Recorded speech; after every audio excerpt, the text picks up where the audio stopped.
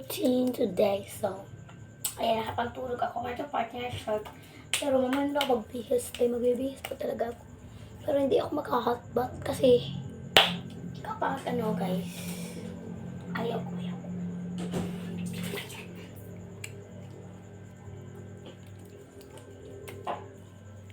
Update ko na kayo kapag nabubuan ko na to guys. Hindi ko na videohan guys, papag toothbrush ko guys.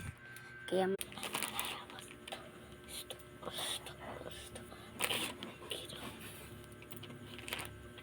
is my routine kagabi. Minsan hindi na ako maka-video because binabara ng phone. Binabara ko talaga ito.